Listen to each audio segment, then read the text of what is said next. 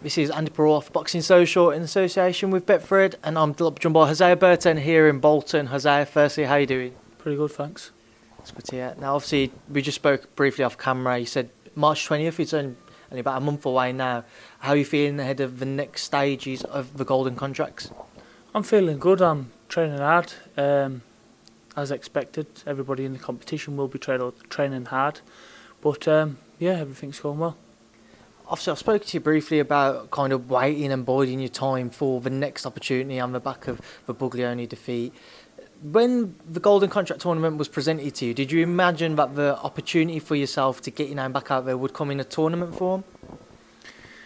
I didn't. To be honest, I didn't know when the opportunity would come. I was beginning to think it would never come, but so it happens it's come in the a tournament kind of form. So, listen, it's a good competition. I think I'll win it now. I've already beat the awkwardest opponent in the competition.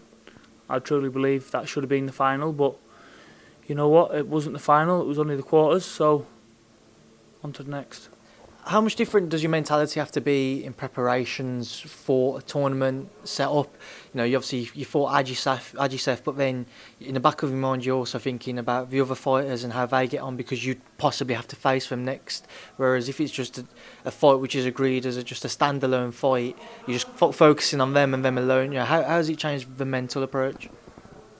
To be honest, it hasn't affected me at all. You're training for a fight, so you've got to train for a fight no matter what. All right, then your sparring can be a little bit different. I'm fighting 3 short men now. You know, before Ward was in the competition, who was a big man. Ajisef was a southpaw who was as awkward as boxing monkeys. You know, it's just it's what it is. You know, now it's easier. I'm fighting 3 small men. I've got my choice out of 3 small men, so it's what it is. There's not really much different for me anyway. What do you make of the remaining candidates? They can all fight a little bit, and they can all box a little bit, and they can all punch a little bit. So it's one of them. You can't take your eye off the ball, because if you do, you'll lose.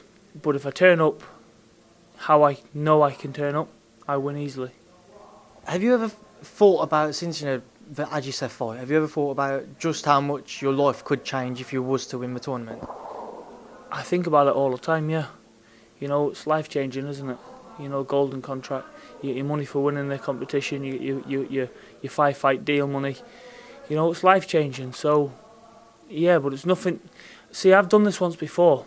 I was planning on 2 and 3 fights ahead of Frank Buglioni, and I slipped up big time. So I'm not going to do that again. I'm not going to take the eye off the ball and think, oh yeah, I've won this one, I've won that one, and I'm going to go on to this next one.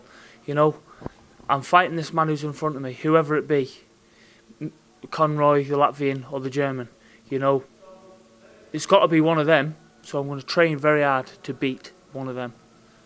How much pressure are you feeling on yourself, though, to ensure that you are successful and make the most of the opportunity that's there for you? I don't understand how people get pressured up about fighting. Fighting is a fight, you know. There's no point getting pressured up. What will be, will be. Worry about it or not, the same outcome's going to happen. So I can't see the point of getting pressured and worried and stressed about things. If you're a fighting man, you have a fight with other men. That's it. Also, I just want to quickly get your thoughts on the rest of your campmates, but just to stick with the light heavy for now. Obviously, somebody you spoke about in the past, Anthony Yarde, this past weekend, had a fight out in Spain, a 4-rounder. Diego Ramirez, I think his name was. Just what are your thoughts on that? He makes a brilliant kebab, that fella, Diego. You know, I think he just got a couple of hours off work and then he went and had a fight. How can Anthony Yarde go and fight someone who won 4 fights out of about 50 losses? How can you do that after just fighting Kovalev? Okay, you need a bit of a get back in fight, but if you've just fought for a world title, that's a great first opponent for somebody, not somebody who's just challenged for a world title. Anyway, Anthony Yarde is a joke. He's a waste of time. He's doing a great job. How do you kind of see the year planning out for Anthony now on the back of that fight? Do you expect him to manoeuvre back into the world level scene, or how else do you see it going? I don't know. He can basically do whatever he wants, can't he? He can go and fight someone who's had 4 losses, 4 wins. It doesn't matter. He can just do whatever he wants, and then he'll get another title shot because Frank will guide him the right way. I think he's just a bit of a joker, to be honest. Why don't you have a fight with someone who will fight him back? He's had one real fight and he got beat.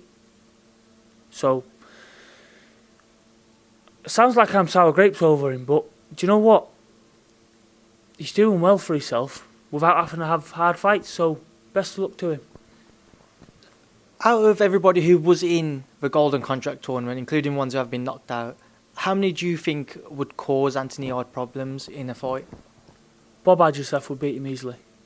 Guaranteed. Now, I've heard Bob Adjusef's had a car accident and he's broke himself up.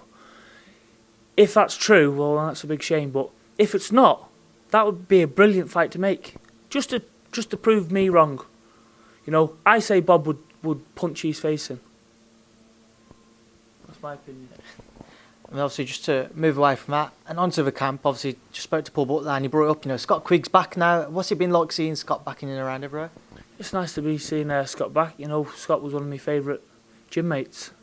He's a little lunatic, trains really hard, runs really fast, tries his best at everything, and it's good to have someone like that in the gym. Obviously, he's getting ready for John O'Carroll on March 7th. What are your thoughts on that fight?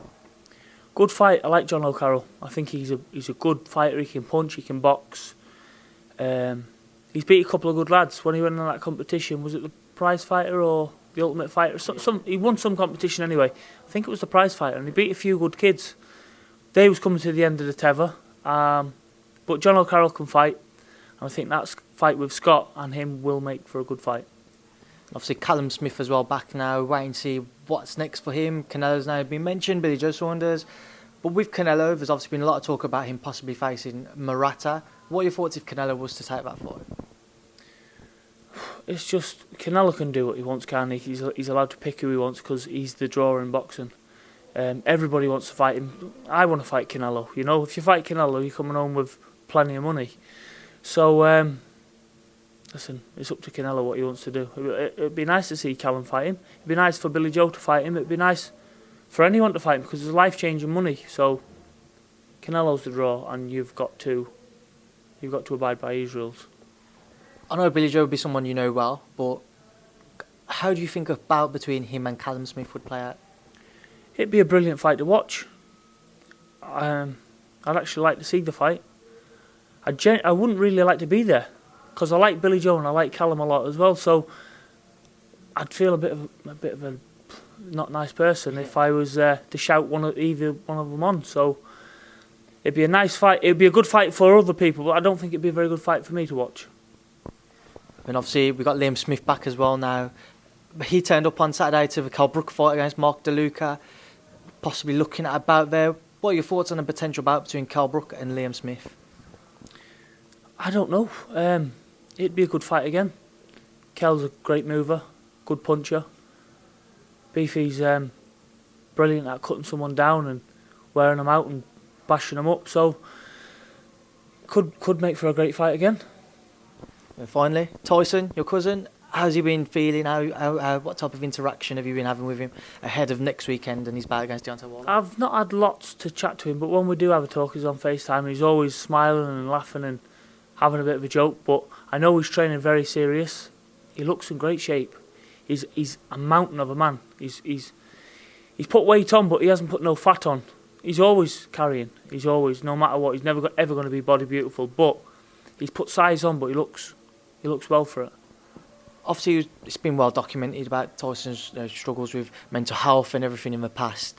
When Tyson has gone, when Tyson has gone through those phases, how much have you been aware to it? How have you tried to just have little conversations with Tyson about it all?